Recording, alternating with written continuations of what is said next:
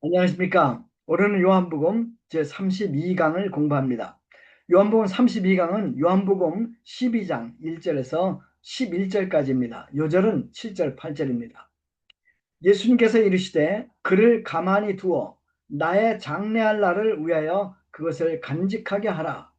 가난한 자들은 항상 너희와 함께 있거니와 나는 항상 있지 아니하리라 하시니라. 어린아이들은 주로 보고 배웁니다. 그래서 부모님들의 삶은 자녀의 평생에 큰 영향을 미칩니다. 우리 어른들도 사실 보고 배우는 것입니다. 그래서 좋은 스승을 만나는 것 우리 일생에서 매우 중요합니다. 주님의 12제자들은 우리 주님과 함께한 시간이 불과 3년에 불과합니다. 그럼에도 불구하고 그들은 위대한 사도들이 되었습니다. 그 이유가 무엇일까요? 그들은 최고의 스승이신 예수님과 3년간 24시간 함께 있으면서 인텐시브로 배웠기 때문입니다. 우리에게도 롤 모델이 필요합니다. 만일 우리 주님께서 우리가 본받아야 할 롤 모델을 추천하신다면 누구를 추천할 것 같습니까? 우리는 즉시 사도 바울 아니면 베드로 이 이름이 떠오릅니다. 그런데 예수님께서는 의외로 마리아라는 한 여인을 우리 모든 그리스도의 모범으로 세우십니다. 그리고 이렇게 말씀하십니다. 내가 진실로 너희에게 이르노니 온 천하에 어디서든지 이 복음이 전파되는 곳에 이 여자가 행한 일도 말하여 그를 기억하리라. 마태복음 26장 13절입니다. 오늘 우리는 우리의 롤모델 마리아에게서 배우고 그녀를 닮기를 원합니다. 1파트 부활 감사 잔치 1절 2절입니다. 6월절이 6일 앞으로 다가왔습니다. 일주일 후에는 주님은 십자가에서 처형을 당하실 것입니다. 예수님과 제자들은 예루살렘 근처 베단이라는 동네에 도착하십니다. 베다니는 예루살렘에서 불과 2.7km밖에 떨어져 있지 않습니다. 멀리서 예루살렘 성이 보였을 것입니다. 예수님께서는 지금 하나님의 어린 양으로 골고다를 향해 한 걸음 한 걸음 다가가고 계십니다. 예루살렘이 가까워질수록 주님의 눈에는 주님께서 당하셔야 할 고난이 더욱 생생하게 보였을 것이 틀림없습니다. 그런데 영적으로 철부진 제자들은 주님이 예루살렘에 입성하면 메시아 왕국이 임할 것을 기대합니다. 그리고 서로 누가 큰가 싸움을 합니다. 이들을 보시는 주님의 마음 얼마나 무거웠을지 우리는 상상이 됩니다. 그런데 이 예수님께서 한 여인을 통해서 엄청난 위로를 받으십니다. 2절을 보십시오. 거기서 예수를 위하여 잔치할세 마르다는 일을 하고 나사로는 예수와 함께 앉은 자 중에 있더라. 저자 요한은 나사로도 그 자리에 있었음을 강조합니다. 그렇습니다. 이 잔치는 나사로의 부활 감사 잔치라고 할 수 있습니다. 나사로가 죽었을 때 온 마을 사람들이 슬퍼합니다. 두 자매와 함께 울었습니다. 그러나 이제 나사로는 다시 살아나서 살아있는 사람들과 함께 있습니다. 그동안의 마을에서는 생일잔치도 있었고 결혼잔치도 있었고 회갑잔치도 있었을 것입니다. 그런데 이런 부활 감사잔치는 마을이 생긴 이후 처음일 것입니다. 요리를 잘하는 마르다 기꺼이 이 감사잔치의 주방장 역할을 맡았습니다. 생선 튀김, 생선 구이, 생선 요리도 준비했을 것입니다. 와인도 충분히 준비했을 것입니다. 물론 양고기 바베큐도 충분히 준비했을 것이 틀림없습니다. 사람들은 죽었다가 다시 살아난 나사로도 보고 마르다가 만든 맛있는 음식도 즐기려고 많이 모여들었을 것입니다. 모두 나사로의 부활을 축하하며 즐겁게 먹고 마시며 함께 기뻐합니다. 이 파트, 마리아의 뜨거운 사랑, 3절입니다. 잔치가 무고로 익어가는데 갑자기 극적인 사건이 발생합니다. 3절을 보십시오. 마리아는 지극히 비싼 향유, 순전한 나드 한 근을 가져다가 예수의 발에 붓고 자기 머리털로 그의 발을 닦으니 향유 냄새가 집에 가득하더라. 나사로의 누이 마리아는 지극히 비싼 순전한 나드 향유 한 근을 가지고 예수님의 발에 왕창 부었습니다. 온 집안 강한 향수 냄새로 가득 찼습니다. 나드 식물은 해발 3,500에서 5,500m 히말라야 산에서 자랍니다. 나드 오일은 나드라는 식물 뿌리에서 추출이 됩니다. 구약성경의 아가서 1장 12절을 보면 나드 향유는 왕후가 쓰는 향수였습니다. 그러면 나드 향유 한 근 값이 얼마나 될까요? 가론 유다가 나드 향유 한 근 값을 은화 300 정도에 된다고 추산했습니다. 300데나리온이죠. 은화 300개, 300데나리온이면 일반 노동자들이 300일 동안 일을 해야만이 벌 수 있는 돈이었습니다. 평균 노동자 하루 품삯이 10만 원이라고만 쳐도 300데나리온은 3천만 원입니다. 한 근은 헬라 원문의 한 리트라입니다. 근데 한 리트라가 327g이었습니다. 그러니까 1g의 가격이 약 10만 원 정도 되는 것입니다. 1g 한 방울 나드 향유 값이 얼마? 10만 원입니다. 그 당시 향유는 자매님들이 결혼할 때 지참금으로 가지고 갔습니다. 마리아도 미래의 결혼 생활을 위해서 이 향유를 준비해 놓았을 것입니다. 향유병이 점점 찰수록 행복한 가정에 대한 그녀의 꿈은 커져갔습니다. 나드 오일 한 방울 한 방울에는 그녀의 사랑과 그녀의 꿈이 담겨 있었습니다. 그런데 마리아는 이 귀중한 향유를 예수님 발에 왕창 부어버립니다. 나드의 향기가 온 집안을 가득 채우고도 동네에 퍼졌을 것입니다. 여러분, 그 황홀한 나드 향을 한번 맡아보고 싶으시죠? 그래서 제가 그 나드 향을 준비했어요. 제가 예루살렘에서 직접 이 나드 향유를 주문했어요.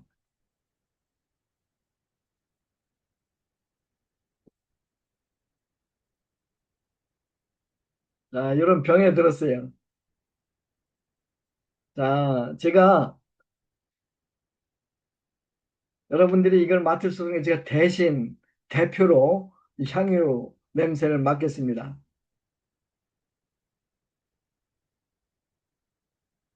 와, 정말 좋습니다. 여러분들도 느끼십니까? 마리아는 예수님 발에 나드 향유를 붓고 그리고 나서 자신의 머리카락으로 예수님 팔을 닦습니다. 여러분, 긴 머리는 여성에게 영광이라고 성경에 써 있어요. 헤어스타일이 외모에 상당한 영향을 미치고 있지 않습니까? 그래서 우리도 머리에 상당히 신경을 씁니다. 대머리 남자들은 가발을 쓰죠. 여성들은 미용실에 가서 머리 스타일 관리에 많은 돈을 씁니다. 한국에도 비싼 미용실이 있죠. 근데 런던에 아주 비싼 미용실이 하나 있어요. 이 미용실 사장 이름은 스튜디어트.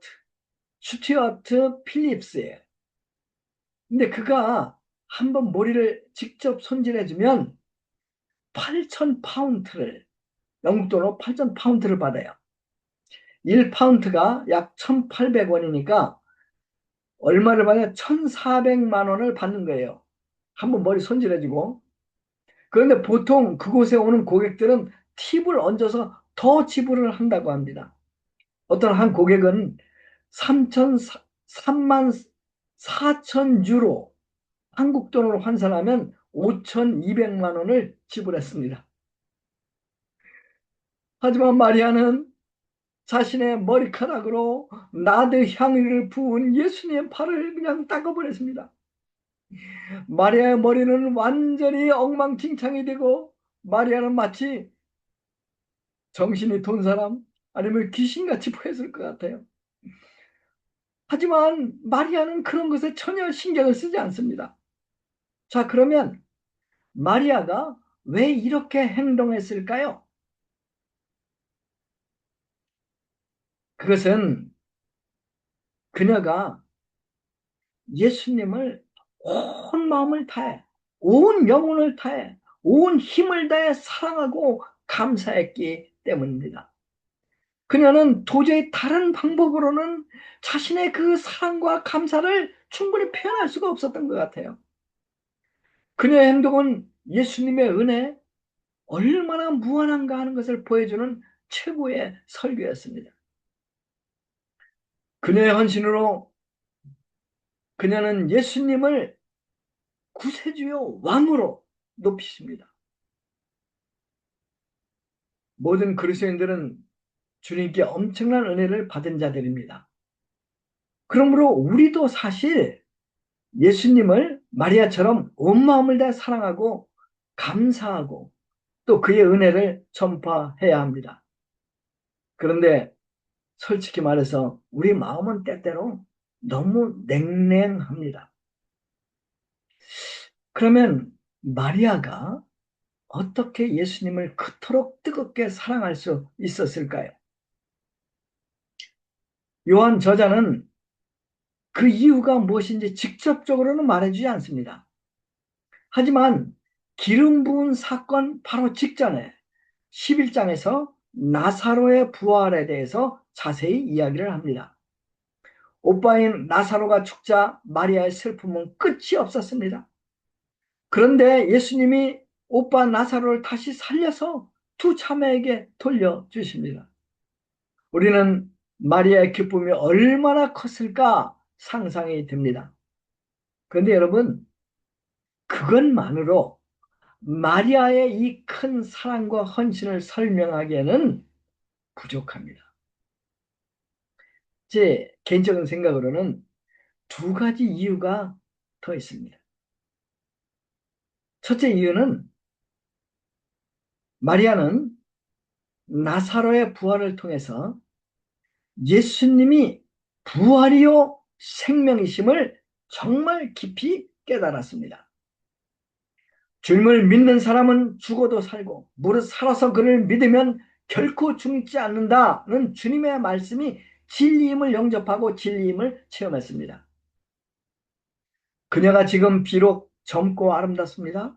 그런데 시간이 지나면 점점 늙어서 쪼그랑 할머니가 될 것입니다.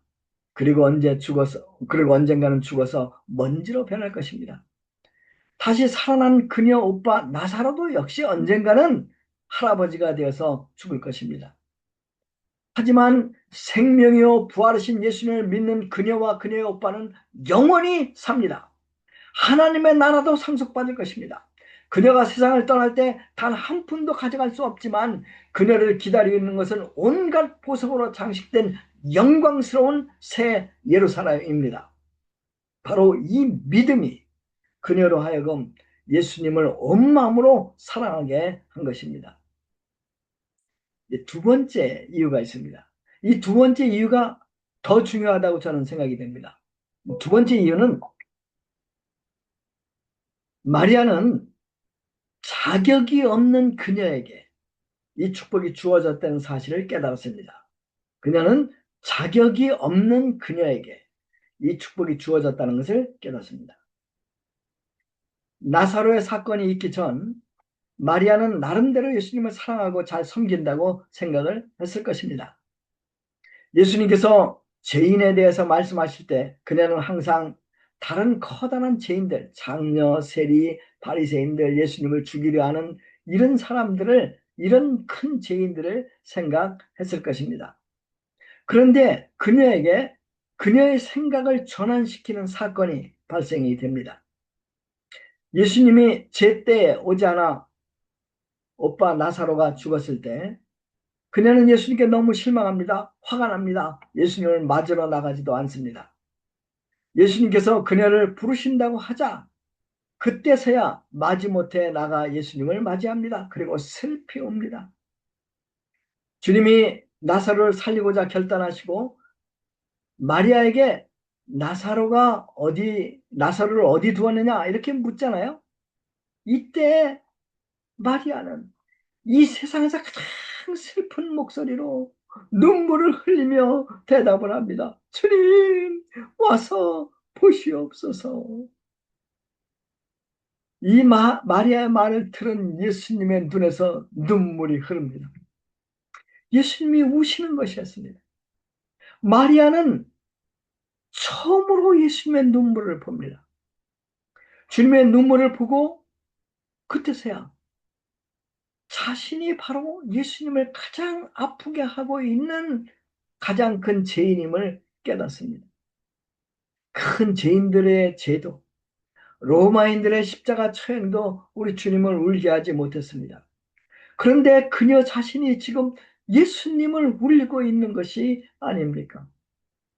생명의 부활하신 주님을 보면서도 슬픔에 가득 찬 말을 하는 바로 자신이 주님으로 눈물을 흘리게 하고 있습니다. 그럼에도 불구하고 주님은 이런 마리아에게 죽은 오빠를 돌려줍니다. 그리고 부활에 대한 믿음도 심어주십니다. 자격 없는 자가 받은 은혜 중에 은혜입니다. 마리아, 이 예수님께 무한히 감사드립니다. 마리아 행동은 자격 없는 자에게 베푸신 예수님의 그 크신 은혜에 대한 감사의 열매입니다. 자, 그러면 여기서 우리가 왜 마리아처럼 열렬히 주님을 사랑하지 못하는 이유가 무엇인가 생각해 봅시다. 우리가 예수님의 은혜를 마리아보다 적게 받아서 그럴까요? 아니죠. 하나님께서는 세상이 창조되기 전에 예수 그리스도 안에서 우리를 그의 자녀로 택하여 주셨습니다. 그리고 그의 아들 피를 통해서 우리의 모든 죄를 사하여 주십니다. 우리에게 영생을 주십니다. 우리는 매일매일 주님의 은총과 은혜로 살아갑니다. 이 땅에서 우리의 짧은 인생을 마치게 되면 우리 주님께서는 천국문에서 우리를 맞이하고 우리를 안아주시면서 말씀하실 것입니다. 착하고 충성된 종아, 어서 와서 내 영광에 동참하라. 이런 사실에도 불구하고 우리는 마리아처럼 주님을 사랑하지 못합니다. 왜 그럴까요? 그것은 우리가 받은 이 예수님의 은혜를 너무나 당연한 것으로 여기기 때문입니다. 너무나 당연한 것으로 여기기 때문입니다. 그동안 우리가 우리 주님을 얼마나 자주 울렸을까요?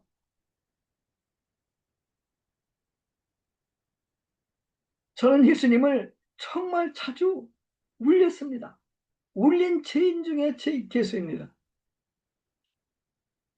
그럼에도 불구하고 저는 뭐 조그만 헌신을 해놓고 자기 의에 충만합니다. 결국 주님께서 주신 은혜가 되지 못하고 내 가슴은 냉랭합니다. 여러분, 자격 없는 우리에게 주신 예수님의 은혜를 깨달을 때 우리는 감사로 충만하게 됩니다. 사도 바울 얼마나 감사가 충만했습니까? 얼마나 자기가 의가 없이 죽기까지 충성했습니까? 그 이유가 무엇일까요? 그는 이렇게 고백합니다. 미쁘다 모든 사람이 받을 만한 이 말이야. 그리스도 예수께서 죄인을 구원하시려고 세상에 임하셨다 하였도다. 죄인 중에 내가 괴수니라. 3파트. 예수님께서는 마리아의 헌신을 받으시고 구속 역사에 귀하게 쓰십니다. 4절에서 11절까지입니다. 4절 5절을 보겠습니다. 제자 중 하나로서 예수를 잡아줄 가룟 유다가 말하되 이 향유를 어찌하여 300데나리온에 팔아 가난한 자들에게 주지 아니하였느냐 하니 가룟 유다 너무나 화가 납니다. 분노를 터뜨립니다. 그는 마리아를 터무니없이 낭비하는 생각이 모자라는 여자라고 비난을 합니다. 사실 예수님의 은혜는 너무 귀해서 세상의 모든 보물을 가지고도 살 수 없는 거 아닙니까? 그런데 유다는 영적으로 눈이 멀어서 예수님의 은혜를 볼 수 없습니다. 또 이 은혜에 대한 감사도 알아보지 못했습니다. 재미있는 것은 마태복음 26장 8절 9절에 보면 다른 제자들도 유다의 말에 동의했다는 것입니다. 분위기가 갑자기 이상해집니다. 마리아가 아주 난처한 상황에 처하게 되었습니다. 이때 예수님이 직접 나오셔서 마리아를 변호하십니다. 7절 8절 예수님의 변호를 보겠습니다. 예수께서 이르시되 그를 가만두어 나의 장래할 날을 위하여 그것을 간직하게 하라. 가난한 자들은 항상 너희와 함께 있거니와 나는 항상 있지 아니하리라 하시니라. 마태 저자는 예수님의 이 말씀을 더 자세하게 기록해요. 마태복음 26장 10절에서 13절까지예요. 제가 천천히 읽겠습니다. 예수께서 아시고 그들에게 이르시되 너희가 어찌하여 이 여자를 괴롭게 하느냐.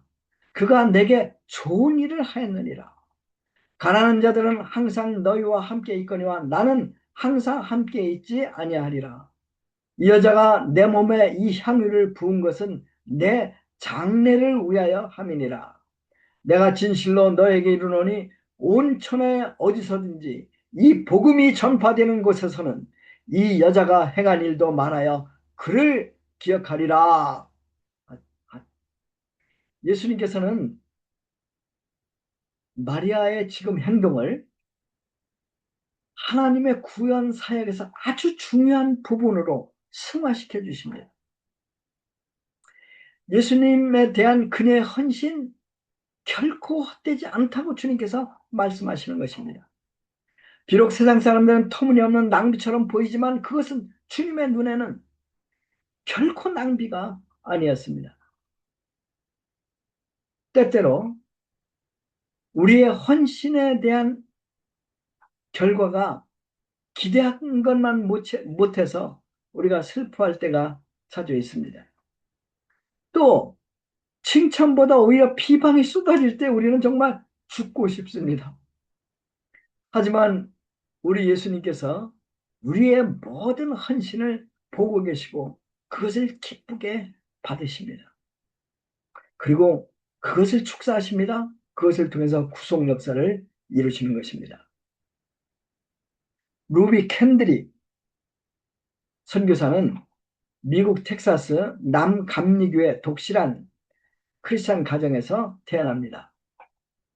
그녀는 해 선교사가 되기로 일찍부터 결심을 합니다. 그리고 텍사스 여자 고등 성경학교에 진학을 합니다. 1905년 6월에 졸업을 합니다. 그런데 너무 어려가지고 이제 이 연령 제한에 걸려서 이제 선교사로 나갈 수가 없었어요.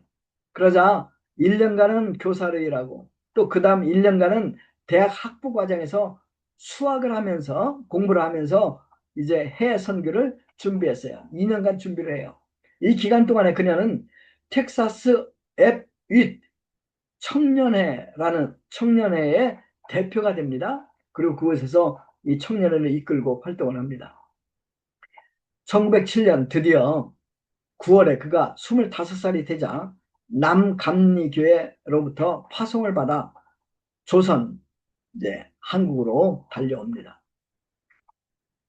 그녀가 이제 한국에서 선교 생활을 하면서 이제 자기 친구들 앱윗 청년회에 편지 한 통을 보냅니다.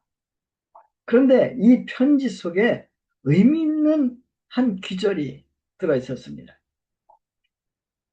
If I had 1,000 lives to give, Korea should have them all. 한국말로 번역하면 만일 내게 1,000개의 생명이 있다면 그것을 모두 조선에 주겠습니다. 그 해 웹잇 청년의 컨퍼런스가 열립니다. 그런데 컨퍼런스 중에 조선으로부터 비보가 날아듭니다. 루비 캔드릭이 세상을 떠났다는 충격적인 소식이었습니다. 그녀는 1908년 6월 9일 맹장염에 걸려서 수술을 받았는데 열흘 후에 그달 19일 만에 그만 세상을 떠나고 말았습니다. 조선 선교의 꿈을 이루지도 못한 채 26살 꽃다운 나이로 주님의 부름을 받아 간 것입니다. 그런데 그녀의 죽음 결국 헛되지 않았습니다. 그녀는 세상을 떠나기 전 주변 사람들에게 이런 말을 남겼다고 합니다. 만일 내가 죽으면 텍사스 청년들에게 가서 10명씩, 20명씩, 50명씩 조선으로 오라고 일러주십시오. 그녀의 이 말은 텍사스 웹윗 청년의 컨퍼런스에 전달됩니다.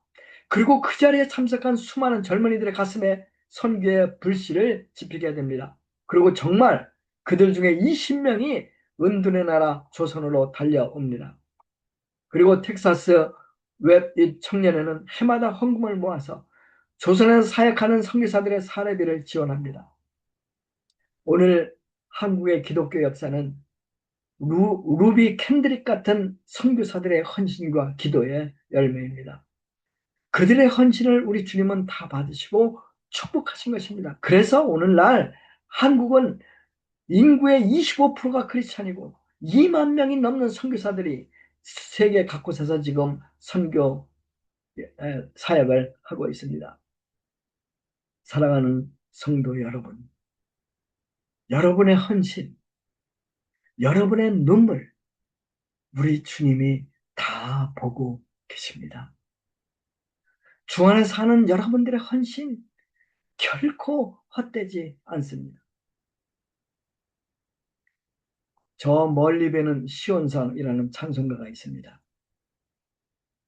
이 찬송가 중에서 2절이 굉장히 의미가 있습니다. 제가 2절 가사를 읽고 마치겠습니다. 아득한 나의 갈 길 다 가서 저 동산에서 편히 쉴 때 내 고생하는 모든 일들을 주께서 아시리. 빈들이나 사막에서 이 몸이 고날지라도 오 내 주 예수 날 사랑하사 날 지켜주시리. 오늘은 이곳 내일은 저곳 주복음 전하네. 기도하겠습니다. 주님, 마리아의 헌신을 받으신 주님, 저희들의 모든 헌신을 보고 계시고 그것을 받으시고 축복하시는 주님, 감사합니다.